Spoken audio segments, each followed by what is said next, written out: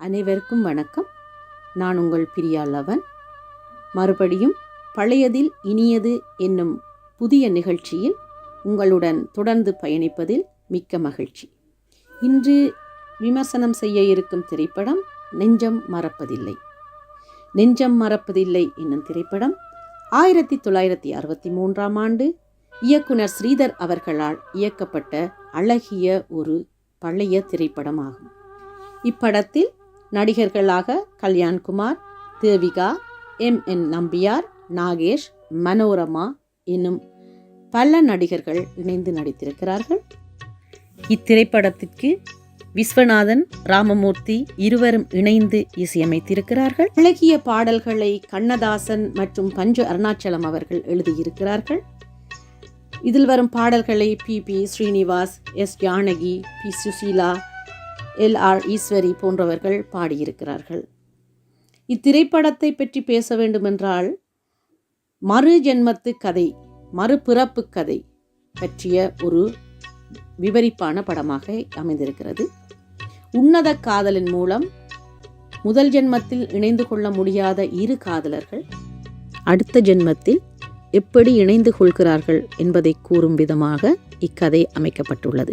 நெஞ்சம் மறப்பதில்லை, நினைவை இழப்பதில்லை என்னும் அழகிய பாடலை பி. ஸ்ரீனிவாஸ் மற்றும் பி. சுசீலா அவர்கள் இணைந்து பாடியிருக்கிறார்கள். இந்த பாடல் இன்று வரை எமது காதுகளில் ஒலித்து கொண்டே இருக்கக்கூடிய ஒரு பாடலாக இருக்கிறது. மற்றும் தேவிகா அவர்களின் காதல் காவியமாக அமைந்த ஒரு அழகிய திரைப்படம் என்று இதை கூறலாம். நடிகர் நம்பியார் அவர்களின் நடிப்பு மாறுபட்ட நடிப்பாக இருக்கிறது. மற்ற படங்களைப் போன்றே இதிலும் அவர் வில்லனாகவே நடித்திருக்கிறார். ஆனால் ஒரு புது விதமான வில்லனாக, ஒரு புது வகையான வில்லனாக இவர் நடித்திருக்கிறார். நம்பியார் அவர்கள் மனதில் பதியக்கூடிய விதமான ஒரு பாத்திரத்தில் நடித்திருக்கிறார் என்றே கூறலாம். இப்படத்திற்கு முதுகெலும்பாக அவருடைய பாத்திரமே இருப்பதை அறிய முடிகிறது.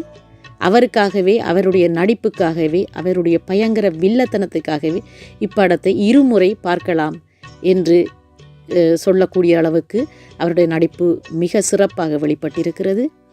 பாடல்களுக்காக ஒரு முறையும், நடிப்புக்காக ஒரு முறையும், நம்பியார் அவர்களுக்காக ஒரு முறையும், இசைக்காக ஒரு முறையும் என்று பல முறை திரும்ப திரும்ப பார்க்கக்கூடிய ஒரு படமே நெஞ்சம் மறப்பதில்லை.